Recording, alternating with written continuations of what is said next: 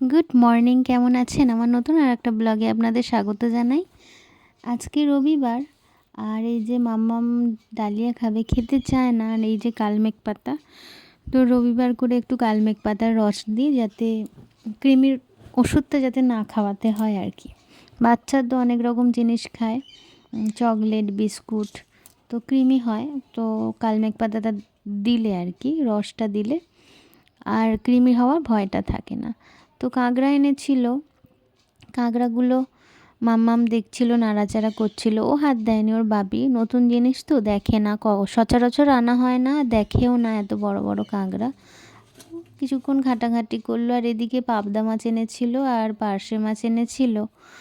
তো মাছ, এটা রুই মাছ, এটা সারা সপ্তাহে রুই মাছ, পাবদা মাছ, পার্শে মাছ সবই থাকবে, কেটে বেছে ফ্রিজে তোলা হয়। আর দু রকমের চিংড়ি মাছ এনেছিল, একটা একটু বড়, একটা একটু ছোট।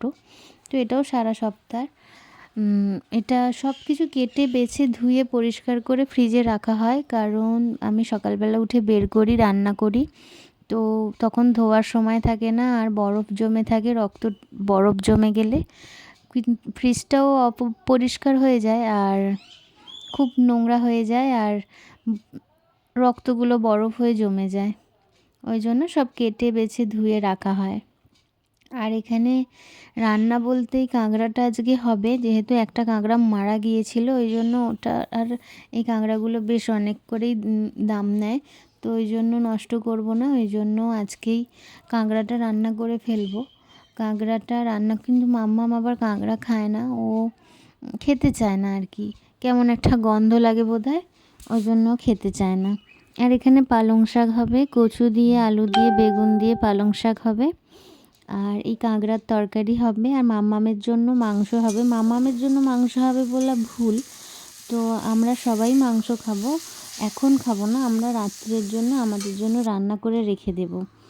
তো তাহলে আর রাত্রিবেলা আমাকে আবার উঠে কিছু রান্না করতে হবে না।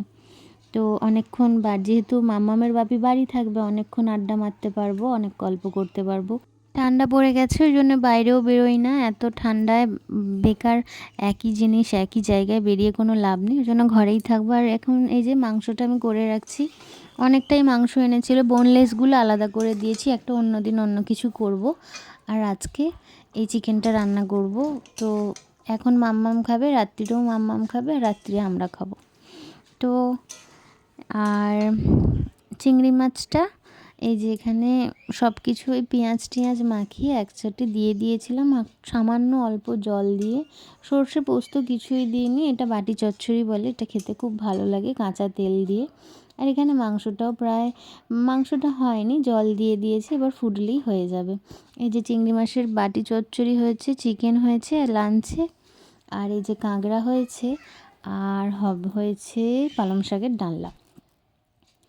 তো রান্না মোটামুটি 12:30টায় শেষ হয়ে গেছে। তো রান্না চালু করেছি 11টা, 12:30 শেষ করে দিয়েছি। খুব তাড়াতাড়ি চটপট রান্না করে নিয়ে দুদিকের গ্যাসে।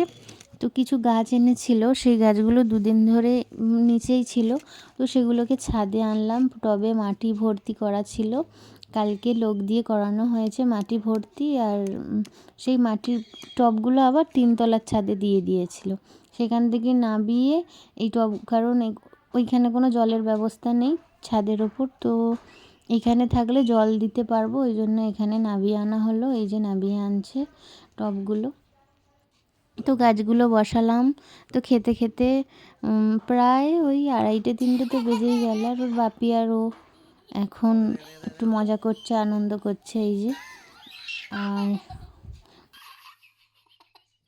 আর ওই যে লেবু ছাড়াচ্ছে, লেবু খাবে, লেবু এনেছে, লেবু খাবে। আর সন্ধেবেলা এই যে এখানে সবাই মিলে বসে একটু আড্ডা মারবো, কফি খাবো, এই যে কফি, পকোড়া।